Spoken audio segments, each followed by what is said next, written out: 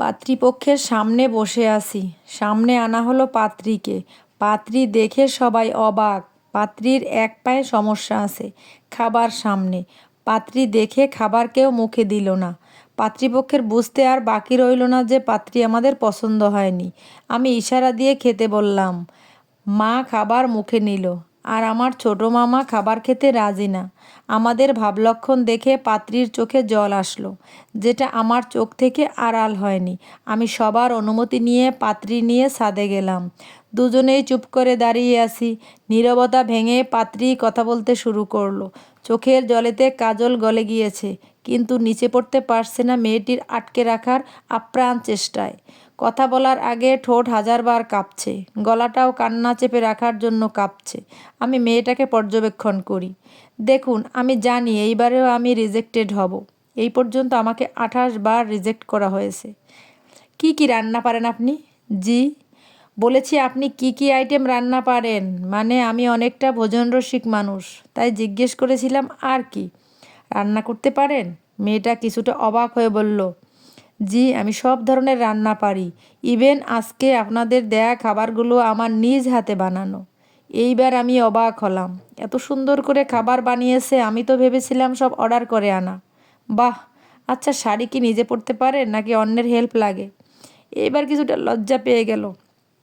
জি, পারি, কিন্তু কুচি ঠিক করার জন্য কারো হেল্প দরকার পড়ে। Very good. আচ্ছা, আপনার নামটা তো জানা হলো না। ছন্দা। বাহ, সুন্দর নাম। এখন চোখ মুছে নিচে চলুন। আর হ্যাঁ, কাজল যেন মুছে না যায়, সাবধানে। এটা বলে আমি নিচে চলে আসলাম।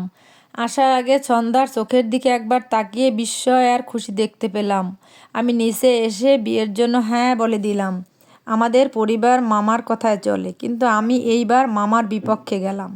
সমস্ত আনুষ্ঠানিকতার মধ্য দিয়ে আমাদের বিয়েটা সম্পন্ন হলো, কিন্তু বিয়ের দিন মামা আসেননি। বিয়ের দিন ছন্দা আমাকে জিজ্ঞেস করলো, আচ্ছা, আপনি আমাকে বিয়ে করলেন কেন? করুণা করেছেন? আমি ছন্দার দিকে তাকিয়ে একটু মুচকি হাসলাম। আচ্ছা, আমাকে এমন একটা মানুষ দেখাও যে সব দিক থেকে পারফেক্ট। পারবে দেখাতে? না। কিন্তু কিন্তু কি? প্রতিটা মানুষই কোনো না কোনো দিক থেকে অপূর্ণ।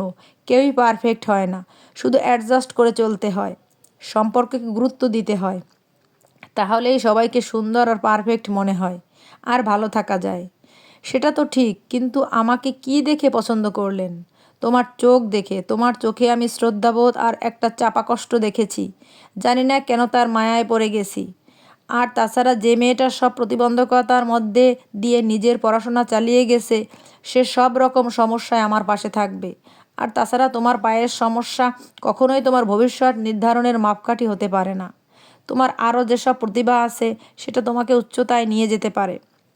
আর এ লড়াইয়ে আমি তোমার পাশে থাকবো আজীবন। সেদিন ছন্দা আমার বুকে মাথা রেখে কেঁদেছিল অনেক সময়। সে এখন কলেজের শিক্ষিকা, তার অনেক সম্মান।